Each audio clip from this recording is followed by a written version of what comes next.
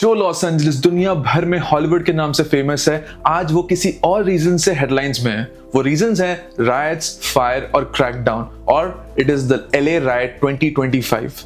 Streets पे आग लगी हुई है, प्रोटेस्टर्स और पुलिस के बीच में क्लैशेस हो रहे हैं, टियर गैस, वाटर कैनन्स और अरेस्ट, हर तरफ टेंशन छाया हुआ है। और इस सब के बीच में इमिग्रेंट्स को डिपोर्ट किया जा रहा है। एक तरफ फैमिलीज को उनके घरों से उठाया जा रहा है और दूसरी तरफ लोग गुस्से में सड़कों पे उतर आए हैं। और ये सब जो हो रहा है उसका एक बहुत बड़ी वजह है डोनाल्ड ट्रंप का एक नया अनाउंसमेंट, जहां पे उन्होंने डिक्लेयर किया कि this will be the biggest deportation operation in the US history.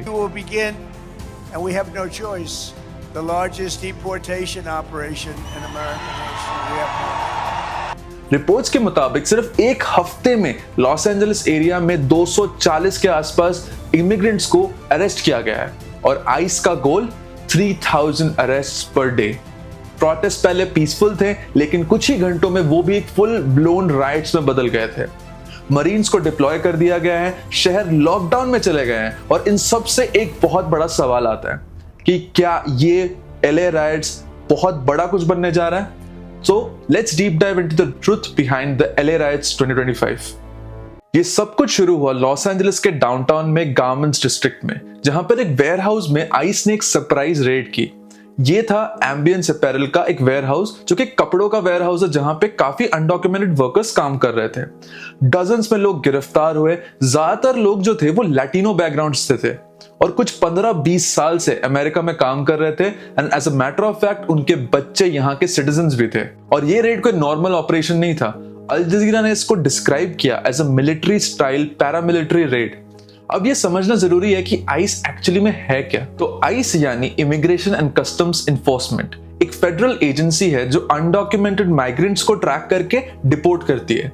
Officially तो इनका काम माना जाए तो एक सीरियस क्रिमिनल्स को पकड़ना या बॉर्डर लॉ ब्रेकर्स पे एक्शन लेना है, लेकिन एक्चुअली ऑन ग्राउंड ये agency often long time families, working class migrants को भी टारगेट करती है। और 2025 में ये सब और एग्रेसिव हो गया जब डोनाल्ड ट्रंप वापस स्टेज पे आए। ट्रंप ने एक बड़ा अनाउंसमेंट किया, we will carry out the biggest deportation operation in the US history. BBC के मुताबिक सिर्फ एक हफ्ते में एलए में 240 के आसपास अरेस्ट हुए और फिर व्हाइट हाउस ने आइस को एक नया टारगेट दिया, and that was of 3000 अरेस्ट्स per day. अब ये रेड सिर्फ बॉर्डर्स या जेल्स तक सीमित नहीं है, ये रेड्स हो रहे हैं कपड़ों के वेयर हाउसेस में, रेस्टोरेंट्स में, रिटेल शॉप्स में भी। और सबसे शॉकिंग बात पता है इन सब में क्या है? कुछ माइग्रेंट्स को एल साल्वाडोर के मेगा प्रिजन में भी भेजा जा सकता है। और एक ऐसा केस भी सामने आया जहां एक लीगल इमिग्रेंट जो काम कर रहा था उसको भी डिपोर्ट कर दिया।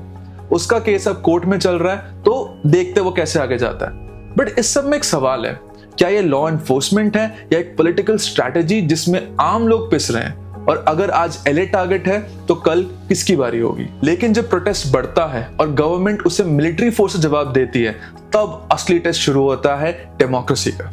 एक नॉर्मल दिन और फिर मिलिट्री लेवल की आइस की रेड होती है, जिसके बाद जो प्रोटेस्ट शुरू होते हैं वो पहले पीसफुल थे। लोग बस पोस्टर्स लेके, स्लोगन्स के साथ क्वाइटली मार्च कर रहे थे, लेकिन कुछ ही घंटों में ये सब कुछ बदलने वाला था। टीयर गैस छोड़े गए, रबर बुलेट्स चली और फिर वायलेंट क्लैशेस शुरू हो गए। रॉक थ्रोइंग, लूटिंग और पब्लिक प्रॉपर्टी जलने के विजुअल्स हर जगह वायरल होने लगे। और इसी के बाद एंट्री होती है the US president Donald Trump की। ट्रंप ने सोशल मीडिया पे ट्वीट किया कि this is what happens when we allow illegals to invade our cities and I stand with ICE. और उसी के कुछ ही देर बाद उन्होंने एक और ट्वीट किया जहां उन्होंने बोला, we must restore law and order by any means necessary.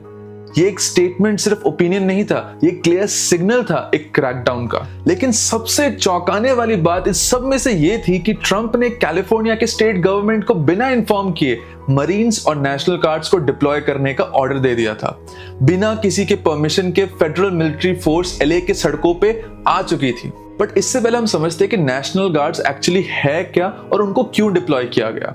National guard एक हाइब्रिड फोर्स होती है जो स्टेट और फेडरल दोनों के अंडर काम करती है। यूजुअली गवर्नर के कहने पर एक्टिव होती है, फ्लड्स को कंट्रोल करने के लिए, फायर्स के केसेस में या राइट्स के वक्त। ये रिपोर्टेडली पहली बार हुआ है 1965 के बाद। डोनाल्ड ट्रंप ने एक रेयरली यूज्ड फेडरल लॉ को इन्वोक किया जिसमें प्रोटेस्ट को rebellion against the authority of the US government declare किया गया। पेंटागन के एक ऑफिशियल स्टेटमेंट के मुताबिक इस डिप्लॉयमेंट का एस्टिमेटेड खर्चा $134 मिलियन है, जो कि टैक्स पेयर्स के पैसे में से जाएगा। और इसके बाद लगा कर्फ्यू, डाउनटाउन एलए लॉकडाउन में चला गया, प्रोटेस्टर्स और मिलिट्रीज के बीच में क्लैशेस होने लगे और वो इंटेंस हो गए थे काफी। गवर्नर गैविन न्यूसम और एलए के मेयर कैरन बास ने ओपनली अपोज किया ट्रंप के यूनिलैटरल डिसीजन को। उनका कहना यह था कि ये एक अनकॉन्स्टिट्यूशनल और एलए की ग्लोबल इमेज को डैमेजिंग करने वाला डिसीजन है, क्योंकि एलए होस्ट करने वाला है 2028 ओलंपिक्स और फीफा वर्ल्ड कप। और अब दुनिया भर में एलए की हेडलाइंस कुछ इस तरह है कि एलए अब एक मिलिट्री जोन बन चुका है। पर यह पहली बार नहीं हुआ है। एलए की सड़कों ने ऐसे प्रोटेस्ट कई साल पहले भी देखे थे, जिसको अब हम डिस्कस करेंगे। ऐसा नहीं है कि 2025 के एलए राइट्स कोई पहले इंसिडेंट है। एलए के पास्ट में इस तरह के कई दर्दनाक हिस्से और भी हैं। 1965 के वॉट्स राइट का केस, एक ब्लैक ड्राइवर को पुलिस ने रोका, कॉन्फ्रंटेशन हुआ और फिर 6 दिन तक एलए जलता रहा। 34 से ज्यादा लोगों की डेथ हुई और हजारों अरेस्ट हुए। 1992 रॉडनी किंग राइट्स, एक ब्लैक मैन को ब्रूटल तरीके से मारा गया। सब कुछ कैमरा पे रिकॉर्ड हुआ, बट प्रॉब्लम तब हुई जब कोर्ट ने कॉप्स को छोड़ दिया। शहर फट पड़ा, 63 से ज्यादा लोग मारे गए और $1 बिलियन का डैमेज हुआ। और फिर आया 2020 the George Floyd protests. Incident Minneapolis में था, लेकिन एलए एक मेजर प्रोटेस्ट साइट बन गया था। ब्लैक लाइव्स मैटर के बैनर्स, पुलिस के खिलाफ गुस्सा और सब सड़कों पे खड़े थे और ये पूरी दुनिया में ट्रैक्शन ले रहा था। और इस सब के बाद आता है 2025। शहर वही था, गुस्सा भी वही था, बस इस बार वजह अलग थी। इमिग्रेशन, पुलिस एक्शन, रेड और साइलेंस के बीच लोगों का भरोसा टूट गया था। ये राइट्स रैंडमली नहीं होते। जब सिस्टम बरसों तक इग्नोर करता है, जब लोग अपनी आइडेंटिटी के लिए प्रोटेस्ट करते हैं, तो एक दिन शहर उतर जाता है सड़कों पर जवाब मांगने के लिए। जब रेस और पॉलिटिक्स का मिलन होता है, तो इमोशंस भी जागते हैं और नैरेटिव्स भी। एक तरफ ट्रम्प बोल रहे हैं this is about national security, पर दूसरी तरफ ग्राउंड पे जो हो रहा है उसका कनेक्शन पॉलिटिक्स से भी है और रेस से भी। 2024 के प्रेसिडेंशियल इलेक्शंस के दौरान ट्रंप ने बार बार कहा था कि immigrants are stealing jobs, spreading crimes and hurting American families. ये एक फियर बेस्ड मैसेजिंग उनकी कैंपेन की फाउंडेशन थी। और जब 2026 के इलेक्शन दूर नहीं, तो ये एक्शन सिर्फ पॉलिसी नहीं लगते, ये एक क्लियर पॉलिटिकल मूव भी लगता है। और जब रेड्स और क्रैकडाउन ज्यादातर लैटिनो और साउथ एशियन कम्युनिटीज को टारगेट करे, तो रेस एंगल को इग्नोर करना थोड़ा मुश्किल हो जाता है। ऐसा नहीं है कि इलीगल इमिग्रेशन कोई छोटी इशू है, लेकिन जब आप इंटायर कम्युनिटीज को क्रिमिनलाइज करने लगे, तो वो सिर्फ बॉर्डर इशू नहीं, वो एक आइडेंटिटी का क्राइसिस बन जाता है। और जब फेडरल और स्टेट के बीच में टकरार होता है, तो असली नुकसान किसका होता है? आम जनता का। कैलिफोर्निया गवर्नमेंट कह रही है कि सिचुएशन कंट्रोल में है। ट्रम्प कह रहे हैं कि मिलिट्री भेजना जरूरी है, पर द पॉइंट इज कि ग्राउंड पे क्या हो रहा है? ग्राउंड पे इमिग्रेंट वर्कर्स काम पे जाने से डर रहे हैं। स्टूडेंट कॉलेजेस के आसपास टैंक्स और ट्रूप्स देख रहे हैं, और जो फैमिलीज है वो अनसर्टन है कि उनका क्या कोई फ्यूचर सेफ भी है यूएस में। It's a sense that, you know, even just by being of Latin descent, you have a target in your back to the stress and the fear that both the families, the parents are going through. It's something that, you know, it's very nerve-wracking. फरवरी 2025 में Trump administration ने expired visa और ओवरस्टेज के basis पे 100 से ज्यादा Indians को deport किया था। इनमें से कुछ तो हैंडकफ्स में भी थे।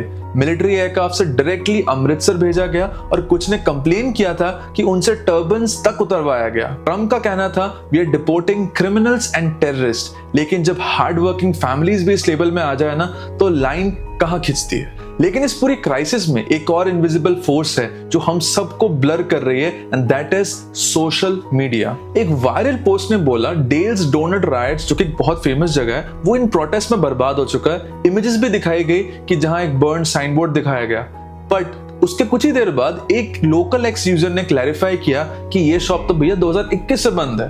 तो ऐसे डजन्स पोस्ट थे जो प्रोटेस्ट और वायलेंस के बीच के फर्क को मिटाने की कोशिश कर रहे थे। इनमें से कई वीडियोस डॉक्टर्ड थे, कुछ पुराने विजुअल्स जो नए प्रोटेस्ट को बता रहे थे।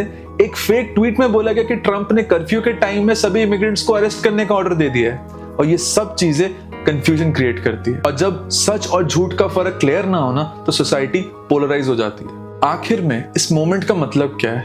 क्या हमें सिर्फ एक राइट देखा या एक मिरर जिसमें डेमोक्रेसी अपना चेहरा देख रहा है? जब प्रोटेस्ट करने वाले लोगों पर मिलिट्री भेजी जाती है, जब आवाज उठाने वाले डेंजरस बन जाते हैं और जब लीडरशिप सिर्फ फियर क्रिएट करके वोट लेना चाहती है, तो सिस्टम टेस्ट पे होता है। आज एलए का प्रोटेस्ट सिर्फ एक इशू नहीं है, एक आईना है कि क्या डेमोक्रेसी सिर्फ वोटिंग का नाम रह गया, क्या इमिग्रेंट सिर्फ टेम्पररी एसेट्स हैं और क्या डिसेंट करना अब अलाउड है या सिर्फ साइलेंट ही सेफ ऑप्शन बन गया है।